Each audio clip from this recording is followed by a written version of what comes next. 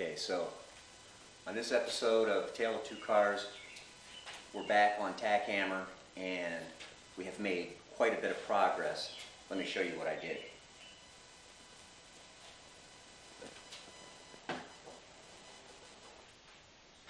So if you remember in the last episode, we had a little bit of a stumble, a slight hesitation.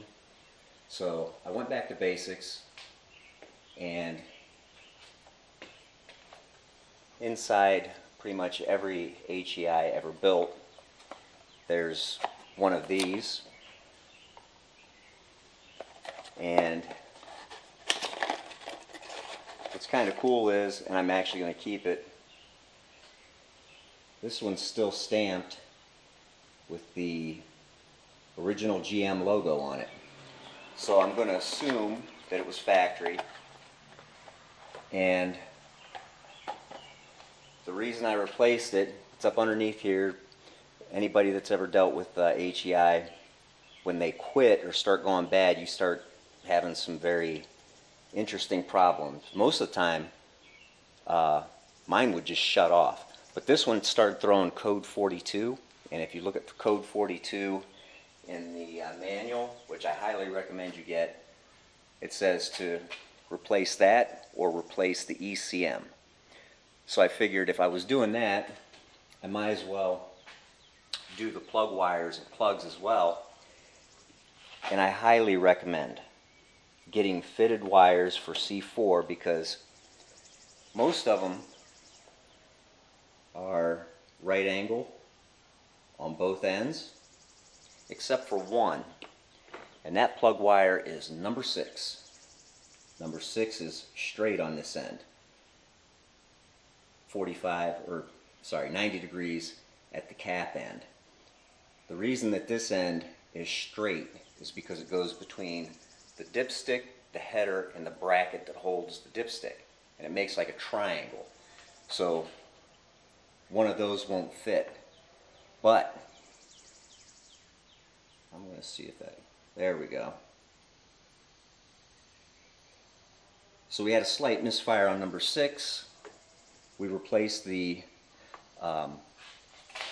control module in the distributor. I figured I would replace the fluids as well because I hadn't done that yet.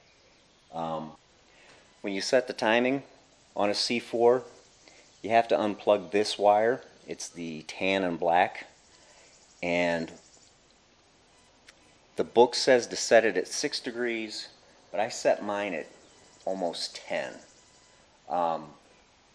It's just a small block Chevy. It's not super high compression. It'll take 10 degrees of initial timing.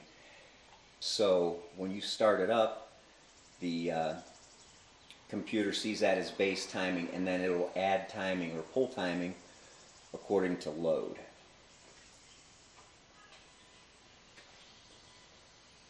Alright, so we've got a base tune-up. You know, I didn't check when I had the timing light on it. I don't have one that has a dial on it.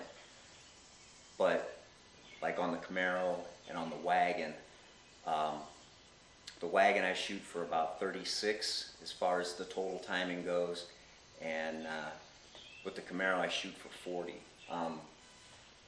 Like I said, this one, the base is set at 8 to 10, a little closer to 10.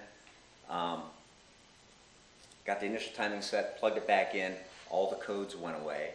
So I think now we should put the draggy on it and see what kind of number it puts up in the 8th. We'll make a quick trip to Mexico, and we'll cannonball back later this evening.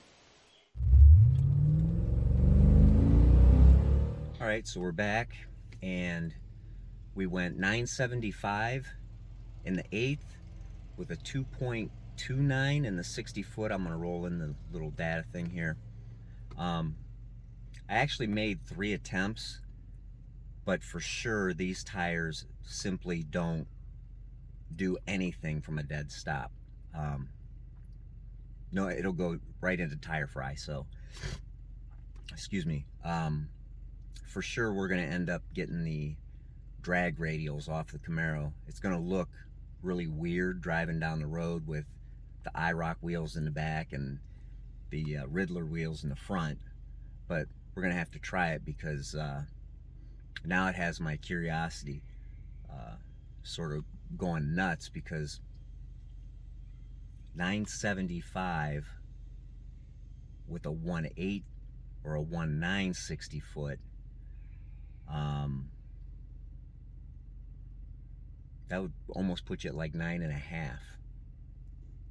So that's going to be interesting to see, because this car weighs, according to book standards, 3,300 pounds without me in it. So 3,500 total. And the Camaro's like 3850 with me in it. So how much of your eighth mile's torque and how much of its horsepower? So we're going to try out the tires. Again, I'll roll everything in one more time so you can take a look at it. Went 975, 229 in the 60 foot, and I think it's 71 miles an hour and some change, which is kind of neat. Yeah, like I said, every time I do something, whether it's a tune-up like this and figuring out the control module, or seeing what drag radials do, I'm actually going to put the draggy on it and see what kind of difference, excuse me, what kind of difference it makes. And we'll go from there. Make sure that if you do have one of these older Corvettes, go through that electrical system. It's a little bit different than a regular HEI, not a lot, but check everything out and make sure it's kosher, and be careful because that plastic is brittle. I'm going to do a whole separate video on something I broke out there. And it will make you cuss. So anyway, until next time, stay sharp, keep a tight shot, groom, and rock on. Peace.